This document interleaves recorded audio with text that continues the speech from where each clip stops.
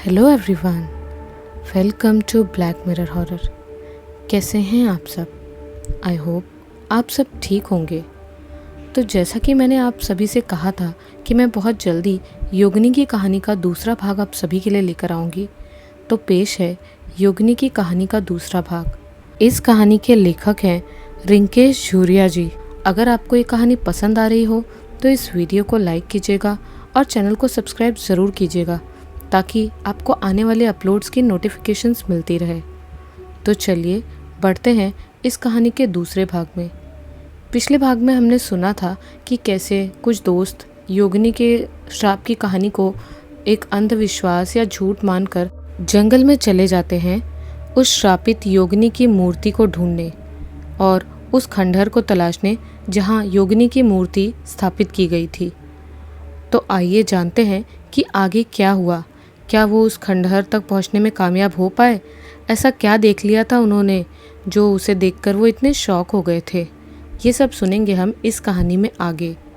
और अगर इससे पहले आपने इस कहानी का पिछला भाग नहीं सुना हो तो कहानी का लिंक डिस्क्रिप्शन में है, आप जाकर पिछला भाग पहले सुन सकते हैं, वरना आपको आगे की कहानी समझ में नहीं आएगी।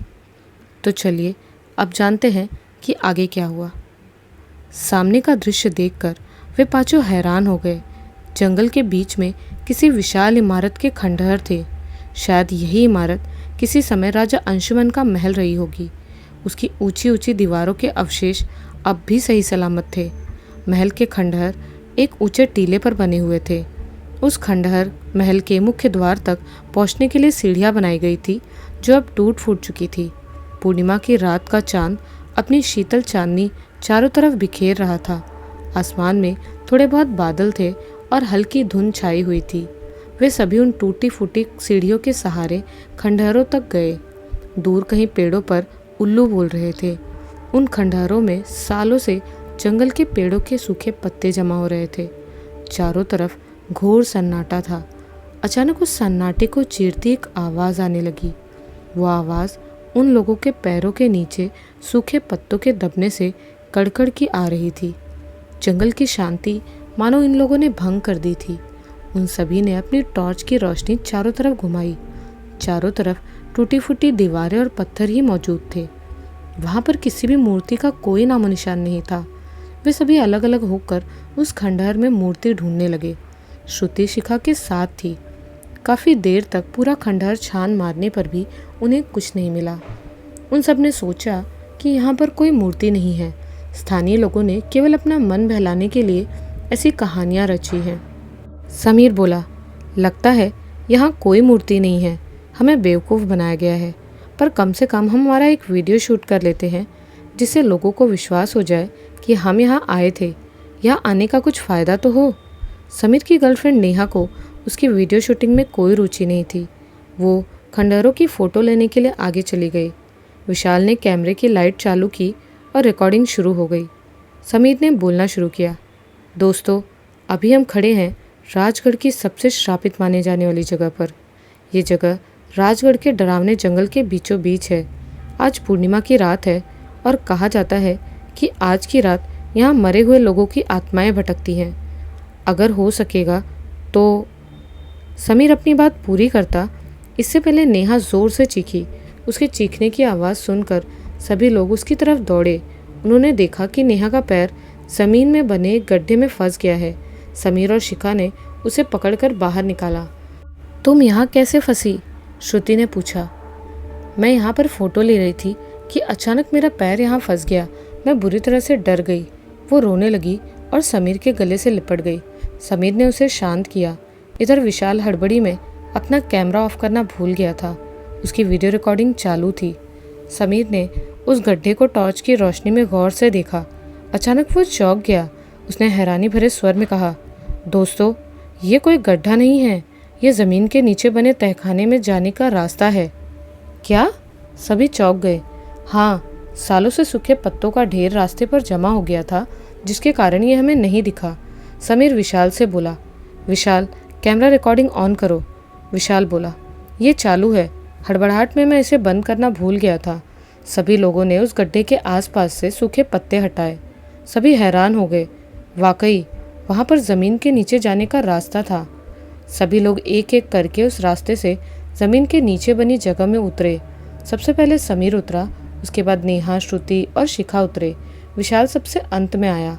समीर ने अपने सामने टॉर्च की रोशनी फेंकी। सामने एक लंबी सुरंग थी जो शायद किसी तहखाने में जाती थी। वे सभी धीरे धीरे करके आगे बढ़ने लगे। चारों तरफ घना अंधेरा था। वो सुरंग बरसों से ऐसे ही सुनसान पड़ी थी। सुरंग की छत से चमगादड़ लटके हुए आराम फरमा रहे थे। उन सब लोगों में से श्रुति को सबसे ज़्यादा डर लग रहा था। चलते चलते अचानक श्रुति को किसी चीज़ से ठोकर लगी। उसने टॉर्च की रोशनी अपने पैरों की ओर डाली। वहाँ पर किसी प्राणी की हड्डियाँ पड़ी थी। उन्हें देखकर श्रुति डर गई और ज़ोर से चिल्लाई। श्रुति के चिल्लाते ही छत से लटके चमगादड़ों की नींद टूट गई और वे सभी एक साथ उड़ने लगे। सभी लोग नीचे झुक गए। सारे चमगादड़ भयंकर शोर मचाते हुए सुरंग के उस दरवाजे से बाहर निकल गए। अचानक समीर ने ध्यान दिया कि सुरंग खत्म हो चुकी है और वे एक खुली जगह में आ गए हैं। वे सभी सुरंग को पार करके एक खुली जगह में पहुंचे। वो सुरंग गुप्त अंधेरे वाले एक बड़े से कमरे में खुलती थी। उस कमरे में पहुंचकर उन सबको बड़ी बेचैनी महसूस होने लगी। उन्होंने चारों तरफ टॉर्च घुमाई। अचानक शिखा ने सामने की तरफ टॉर्च घुमाई। सामने का नज़ारा देखकर वो हक्की बक्की रह गई। वो बोली, दोस्तों ये क्या भला है? सभी ने एक साथ सामने देखा। सामने एक गोल पत्थर पर एक मूर्ति रखी थी। दिखने में बड़ी डरावनी मूर्ति थी। उस मूर्ति के 3 सिर और 4 हाथ थे और वो मूर्ति टूटी हुई अवस्था में थी। विशाल के कैमरे की रिकॉर्डिंग चालू थी। उसने अपने कैमरे को उस मूर्ति की तरफ घुमा दिया। पांचों को ये समझते देर न लगी कि ये उसी त्रिमुख योगिनी की मूर्ति है जिसने कभी राजगढ़ के इस इलाके में खून की नदियाँ बहाई थी। श्रुति को छोड़कर सभी बहुत आश्चर्य और उत्साह में थे। समीर ने उस मूर्ति के पास जाकर उसे बड़े गौर से देखा। मूर्ति को एक गोल पत्थर के शीर्ष के बीचों बीच रखा गया था जिसके चारों तरफ लाल रंग का एक घेरा बना हुआ था। समीर ने सभी को मूर्ति देखने के लिए अपने पास बुलाया। श्रुति जाने से डर रही थी, इसीलिए विशाल ने अपना कैमरा श्रुति को पकड़ा दिया और मूर्ति के पास चला गया। श्रुति कैमरे से मूर्ति की रिकॉर्डिंग कर रही थी। समीर के कहने पर श्रुति ने रिकॉर्डिंग बंद कर दी। विशाल के बैग में फ़ोटो क्लिक करने के लिए भी एक कैमरा था। उसने उन चारों की मूर्ति के साथ फ़ोटो खींचने के लिए वो कैमरा निकाल कर दिया। श्रुति उनकी फ़ोटो खींचने लगी। वो सभी मूर्ति के और नज़दीक आ गए और उस पर हाथ रखकर फ़ोटो खिंचवाने लगे। श्रुति के लाख मना करने के बावजूद वे नहीं माने। अचानक किसी के हाथ का दबाव पड़ने के कारण वो मूर्ति अपने जगह से गोल चट्टान के ढलान की तरफ खिसक गई। सभी ने उस मूर्ति को संभाला। हालांकि वो खिसक गई थी पर अभी भी चट्टान पर बने हुए उस तांत्रिक कवच में ही थी। फ़ोटो लेने के बाद वे सभी उस सुरंग से बाहर निकल आए। बाहर निकलने के बाद वे सब घर की तरफ जाने ही वाले थे कि उनको कोई आवाज़ सुनाई दी। वो आवाज़ बड़ी अजीब सी थी, जैसे कोई रो रहा हो। सभी ने चारों तरफ देखा लेकिन उन्हें कोई नहीं दिखा। श्रुति बुरी तरह डर रही थी। उसने शिखा का हाथ कसकर पकड़ लिया। अचानक उन्हें अपने पीछे किसी की आहट महसूस हुई। उन सब ने पलटकर तुरंत पीछे देखा। पीछे एक आदमी और एक औरत खड़े थे। उनके चेहरे बिल्कुल सफ़ेद थे और उनकी आंखें बिल्कुल काली। आदमी के सीने में और औरत के पेट में तलवार घुसी हुई थी। वे पांचों उन दोनों को देखकर बुरी तरह डर गए। समीर को पहली बार डर का एहसास हुआ। किसी के गले से कोई आवाज़ नहीं निकल रही थी। वे एक टक उन दोनों को घूरे जा रहे थे। अचानक उन दोनों लोगों की आंखों से खून निकलने लगा। श्रुति से अब रहा नहीं गया। वो ज़ोर से चीखी और उसके चीखते ही सभी दोस्त दुम दबाकर भागे। वे भाग ही रहे थे कि ज़मीन के अंदर से अचानक एक हाथ निकला और उसने नेहा का पैर पकड़ लिया। नेहा ज़मीन पर गिर पड़ी। वो चिल्लाने लगी। सबने पीछे मुड़कर देखा। समीर नेहा की तरफ वापस भागा और उस पंजे से नेहा के पैर को छुड़ाया। नेहा को छुड़ाकर वे सभी एक सांस में भागकर होटल पहुंचे। सभी बुरी तरह हाँफ रहे थे। नेहा और श्रुति सबसे ज़्यादा डर गई थी। उनके हाथ पैर काँप रहे थे। उन्होंने कुछ देर पानी पीकर आराम किया। सीधा बताए देती हूँ, कल सुबह ही हम यहाँ से निकल रहे हैं, श्रुति बोली। ठीक है, वैसे भी जिस काम के लिए हम यहाँ आए थे वो पूरा हो चुका है, समीर कानों तक बत्तीसी दिखाते हुए बोला। रात में किसी को नींद नहीं आई। सुबह अधकच्ची नींद के सहारे ही सभी ने अपना सामान पैक किया और गाड़ी में डाला। गोपाल काका को भी असमंजस की स्थिति में छोड़कर वे सब भोपाल की तरफ निकल पड़े। रात में हुई उन घटनाओं को एक बुरा सपना समझकर सभी भुला देना चाह रहे थे, परंतु भूलने की बजाय वे घटनाएं उनके दिमाग में आगे पीछे डोल रही थी। खैर, ये तो सिर्फ शुरुआत थी। जो गलती यहाँ आकर उन सब ने की, उसका भुगतान तो उन्हें करना ही पड़ेगा। जंगल के बीच बने महल के खंडहर। रात को उन सब के जाने के बाद त्रिमुख योगिनी की वो शापित मूर्ति पत्थर की शिला पर ज़्यादा देर तक टिकी न रह सकी। ढलान पर टिकी होने के कारण धरती के गुरुत्व ने बड़े प्यार से उसे अपनी ओर खींच लिया। मूर्ति धड़ाम से जमीन पर गिर पड़ी। खुद को संगीत सम्राट तानसेन समझकर सुर ताल का रायता बनाकर हवलदार बंशी बेफिक्री से गाया जा रहा था। उसके गाने से खुद को तो कोई फर्क नहीं पड़ रहा था, परंतु जीप में बैठे लोगों के लिए उसका गाना असहनीय था। उनके कानों से मानो खून निकलने ही वाला था। बस करो बंशी, आज क्या गाना सुना सुना कर मारने का प्लान बनाया है? रमा झुंझलाई। क्या बात करो तो मेम साहब, आज तो एकदम परफेक्ट सुर में गाए हैं हम। बंसी खिसियाना होकर बोला। रमा ने तड़क के उसकी तरफ देखा, मानो आंखों से उसे खा जाएगी। राजगढ़ जाने वाले रास्ते पर पुलिस जीप घुर्राते हुए भागी जा रही थी। दरअसल भोपाल पहुंचते ही समीर ने राजगढ़ में शूट किया गया गोपाल काका का इंटरव्यू और उस शापित जगह का वीडियो इंटरनेट पर डाल दिया। वीडियो डालते ही इतना ज़्यादा वायरल हुआ कि इसकी पहुंच सरकार तक हो गई। जब सरकार को पता चला कि घने जंगल में कोई पुरानी और बेशकीमती मूर्ति है, तो उस मूर्ति को लाने के लिए सरकार की तरफ से आर्कियोलॉजिस्ट की टीम भेजी गई। तरबूज जैसी तोंद वाले अधेड़ उम्र के हवलदार बंशी को इस टीम की सुरक्षा के लिए साथ में भेजा गया। उधर राजगढ़ वाला वीडियो वायरल होते ही समीर के यूट्यूब चैनल पर धड़ाधड़ सब्सक्राइबर्स बढ़ने लगे। कुछ ही दिनों में वो और उसके दोस्त मशहूर हो गए, लेकिन इस मशहूरी का कितना बड़ा दाम चुकाना होगा उसे पता नहीं था। हाँ मम्मी, हूँ मजाમાં છો, તમે मारी चिंता ना करो। ओके।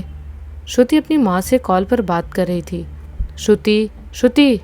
हॉल में से आ रही समीर के पुकारने की आवाज़ उसके कानों में पड़ी। कॉल कट कर वो कमरे से बाहर निकली। वे सभी दोस्त अभी तक समीर के शहर भोपाल ही थे। क्या हुआ, क्यों चिल्ला रहा है? श्रुति ठंडे लहजे में बोलती हुई बाहर आई। बाहर आते उसके पैर ठिठक गए। उसने चीख कर सामने देखा। हॉल में उसके सारे दोस्त और समीर की माँ बैठे थे। वो भी चुपचाप आकर उनके बीच बैठ गई। तो बताओ, कैसी रही राजगढ़ की ट्रिप? समीर की माँ मुस्कुराई। ट्रिप अच्छी थी आंटी, हमने खूब एंजॉय किया। विशाल के ये शब्द श्रुति और नेहा के दिमाग पर टन से बजे। वे दोनों विशाल को घूरने लगी। उस एंजॉयमेंट का सबसे ज़्यादा स्वाद तो उन दोनों ने ही लिया था।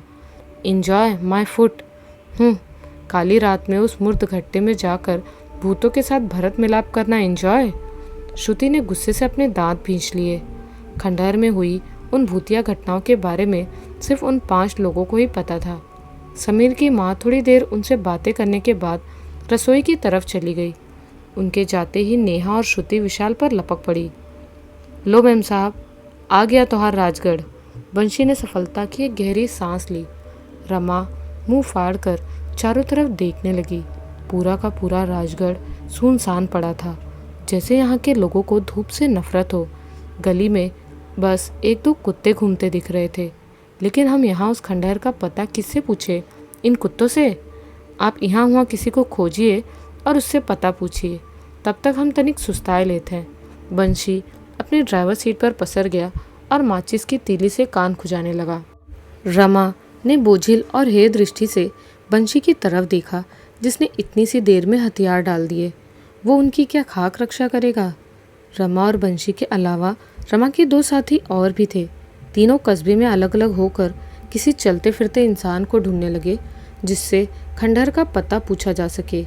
अचानक रमा को एक बूढ़ा आदमी अपने घर के बाहर धूप सेकते दिखा।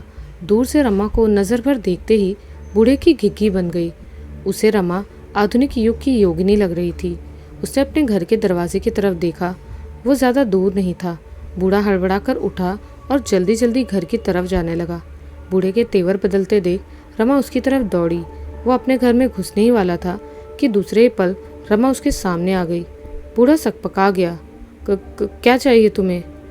क्या आप मुझे जंगल के खंडहरों में जाने का रास्ता बताएंगे? दूसरे ही पल बूढ़े की भौहें तन गई। उसने कुछ पीछे हटकर अपनी अनुभवी आंखों से रमा को एड़ी से चोटी तक पूरा स्कैन किया। रमा कुछ असहज सी खड़ी उसे देख रही थी। दिखने में तो अच्छे भले घर की लग रही हो, फिर भी आत्महत्या करने के लिए और कोई जगह नहीं मिली। बूढ़े का स्वर कठोर हो गया। व्हाट? पहले बूढ़े का सकपकाना उसकी समझ से परे था और अब ये बेसिर पैर की बातें उसके सर के ऊपर से जा रही थी। बूढ़े ने अपने ज्ञान का पिटारा खोला। उसने सालों से कंठस्थ योगिनी की कथा उसे सुनाई। अब जाकर रमा के दिमाग की घंटी बजी। राजगढ़ का हर एक जीवित इंसान उस तथाकथित योगिनी की दहशत के कारण अपने घर में दुबका बैठा था। रमा अब सहज हो गई। योगिनी योगिनी क्या, उसकी जैसी सारी मिथ्या कहानियों पर उसे रत्ती भर विश्वास नहीं था। आखिरकार वो 21वीं सदी की पुरातत्व विज्ञानी थी। वो इन सब पर विश्वास कैसे कर सकती थी? एक हल्की सी मुस्कान उसके होठों पर तैर गई। ठीक है, मैं समझ गई। अब आप कृपा करके मुझे खंडहरों का रास्ता बताएंगे? रमा ने बड़े अदब से पूछा। बूढ़े की आंखों की पुतलियां फैल गई। अजीब पागल लड़की है। जब मैंने इसे कह दिया कि वो सांप का बिल है, फिर भी इसे चूहे का क्यों लग रहा है? बुढ़ऊ बड़बड़ाने लगा। रमा अपनी आंखें सिकोड़कर बूढ़े के होठों की बड़बड़ाहट को डिकोड करने की कोशिश करने लगी। बूढ़ा नजरें नीची किए बड़बड़ाने में मगन था। रमा थोड़ी झुकी और उसने बूढ़े के मुंह के पास 2 चुटकियां बजाई। हेलो, कुछ बताएंगे? हाँ, बूढ़ा अचानक होश में आया। यहाँ से आगे दाएं तरफ जंगल के किनारे पर एक बड़ा सा नीम का पेड़ है। उससे सीधा दक्षिण में 2-2.5 किलोमीटर चलोगी तो खंडहर मिल जाएगा। आपका बहुत बहुत शुक्रिया, रमा खुश होकर बोली। जब मरने का इतना ही शौक है तो जाओ मरो, मैं क्यों रोकूं? बूढ़े की आवाज़ कर्कश हो गई। उसकी आवाज़ को नज़रअंदाज करते हुए रमा अपनी गाड़ी की तरफ बढ़ चली। छां के नीचे गाड़ी खड़ी करने के बाद ड्राइवर सीट पर फटे तरबूज की तरफ पसरा बंशी आंखें बंद किए अपनी ही दुनिया में गुम था। अपनी तोंद को तबला मानकर हथेली और उंगलियों की थाप देकर वो गाने में व्यस्त था कि अचानक उसके कंधे पर किसी ने थाप दी। वो चिहुक कर उठ बैठा। अपना राग कनफटी बंद कीजिए बंशीधर बाबू और जीप स्टार्ट कीजिए, हमें मंजिल तक पहुंचना भी तो है। रमा मुस्कुराई। लेकिन अपने साथी लोगों का तो इंतज़ार कीजिए मेम साहब। बंसी ने भौहें सिकोड़ी। वे सब कब के गाड़ी में बैठ चुके हैं बंशीधर बाबू? बंशी ने चौंक कर पीछे देखा। रमा के साथी सचमुच गाड़ी में बैठ चुके थे। अरे, आप कब आए? जब आप राग कनफटी गा रहे थे। एक ज़ोरदार खिलखिलाती हंसी वहाँ के वातावरण में खुल गई। बंशी ने गाड़ी स्टार्ट की।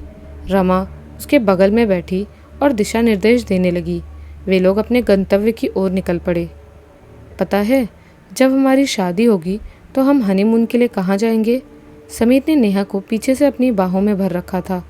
वे घर की छत पर खड़े होकर शहर का नज़ारा देख रहे थे। कहाँ? नेहा की इतलाहट साफ साफ दिखाई दे रही थी। Paris. Paris is my favourite place. Oh really? Yes.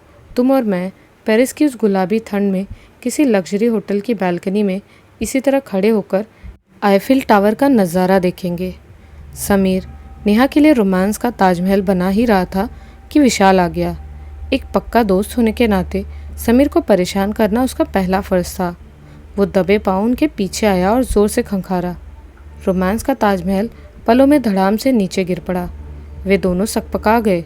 Neha को अपने बंधन से मुक्त करता हुआ समीर तुरंत पीछे मुड़ा और कुछ असहज सा होकर बोला, क्या बात है?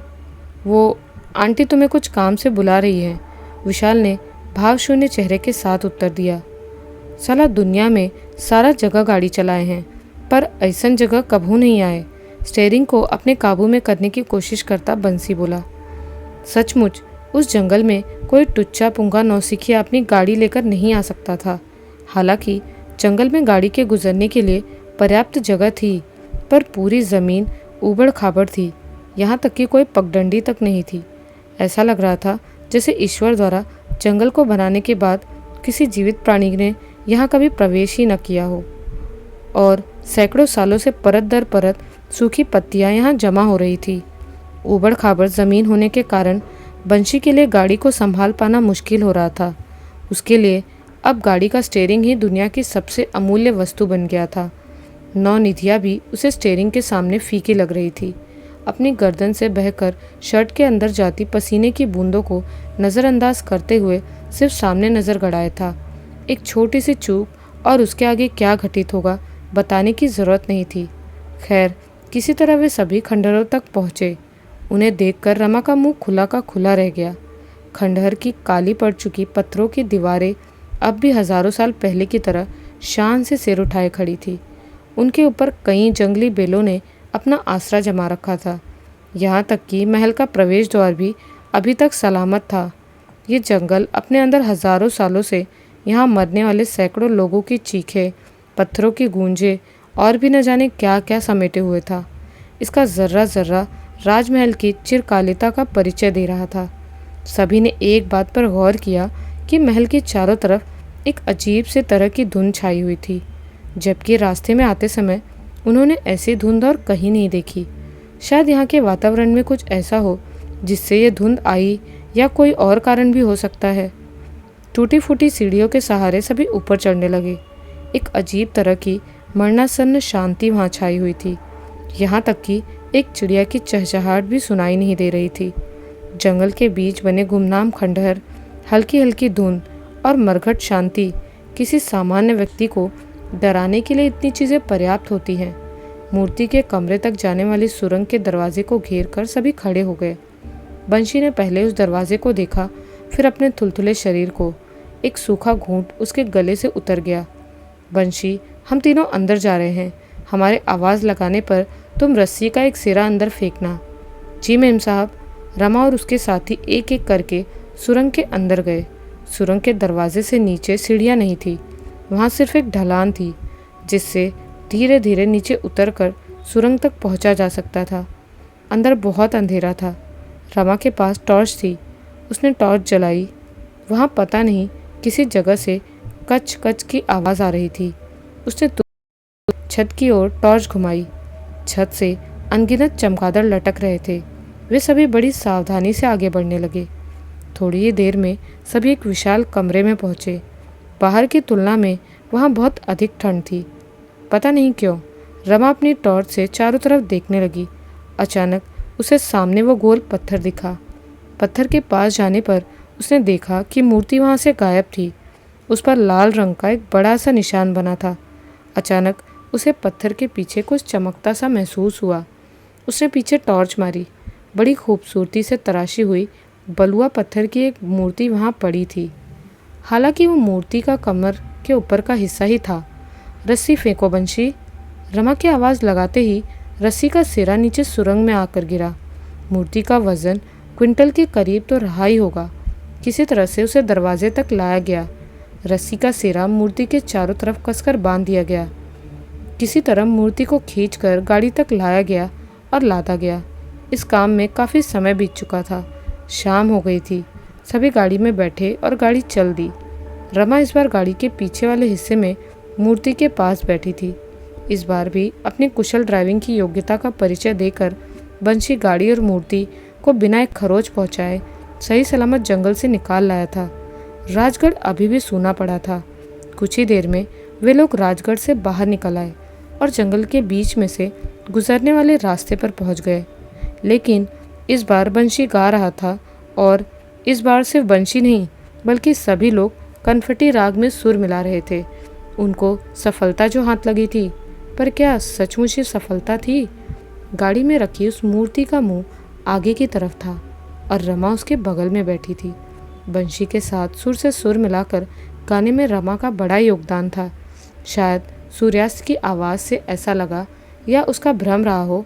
रमा को लगा जैसे पत्थर की मूर्ति मुस्कुराई। लेकिन ये कैसे हो सकता है? शायद ज़्यादा थकी होने की वजह से वो भ्रम का शिकार हो रही है। वो इन्हीं सब में खोई थी कि अचानक पत्थर की निर्जीव मूर्ति का सिर रमा की तरफ घूमा। उसका मुंह कलेजे को आ गया। एक ठंडी चीख उसके गले से निकली। गहरी अंधेरी रात में वे पांचों दोस्त घर की छत पर बैठे थे। आसमान तारों से जगमगा रहा था। दोस्तों, कल मैं माँ को मेरे और नेहा के रिश्ते के बारे में बताने जा रहा हूँ। पांचों दोस्त घेरा डाले बैठे थे। समीर की बात सुनकर सभी चौंक गए। Are you sure? I mean, अभी बताना ज़रूरी है क्या? नेहा के गाल लाल हो गए। हाँ यार, और मुझे पूरा भरोसा है माँ इस रिश्ते को ज़रूर कबूल करेगी। तभी शिखा बोल पड़ी, क्यों नहीं, इस खुशी में रोमांटिक गानों की शायरी हो जाए। अबे यार, तू वो गाने राहुल को सुनाना, हमें बख्श दे। श्रुति झल्लाई। कुछ देर बातें करने के बाद सभी सोने चले गए। श्रुति भी सोने जा रही थी कि अचानक वो ठिठक कर रुकी। उसे लगा जैसे खिड़की के पास कोई बेहद धीमी आवाज़ में उसका नाम पुकार रहा है। वो धीरे धीरे खिड़की की तरफ बढ़ने लगी। खिड़की के पास पहुंचकर उसने चारों तरफ देखा। दूर तक रोशनी से नहाया भोपाल शहर ही दिख रहा था। वो बाहर देख ही रही थी कि एक हाथ उसके कंधे पर आया। एक घुटी सी चीख श्रुति के गले से निकल पड़ी। वो बुरी तरह डर गई। उसके पीछे शिखा खड़ी थी। क्या क्या हुआ श्रुति? शिखा घबराई सी उसकी तरफ देखने लगी। कुछ नहीं। श्रुति अपने बिस्तर पर गई और चद्दर ओढ़कर सो गई। उसने दोबारा लगभग पहले जैसा ही सपना आया। वैसे ही काली रात और वैसी ही बारिश हो रही थी। श्रुति ने खुद को एक पहाड़ी पर खड़ा पाया, लेकिन इस बार वो निहत्थी नहीं थी। उसके हाथ में कुल्हाड़ी थी। अचानक उसे अपने आसपास कोई महसूस हुआ। उसका दिल बैठा जा रहा था। अपने दोनों हाथों से कसकर कुल्हाड़ी को पकड़कर वो कातर नजरें इधर उधर घुमाने लगी। तभी अचानक गुप्त अंधेरे में से एक साया निकलकर उसके ऊपर झपटा। एक गहरी सांस के साथ श्रुति बिस्तर से उठ खड़ी हुई। हे भगवान, कैसा भयानक सपना था वो। तभी उसे किसी के पुकारने की आवाज़ आई। सुबह हो चुकी थी। वो नेहा थी जो श्रुति को नीचे बुला रही थी। श्रुति जल्दी हाथ मुंह धोकर नीचे आई। उसने देखा कि सभी दोस्त हॉल में टीवी के सामने जड़ होकर बैठे हैं।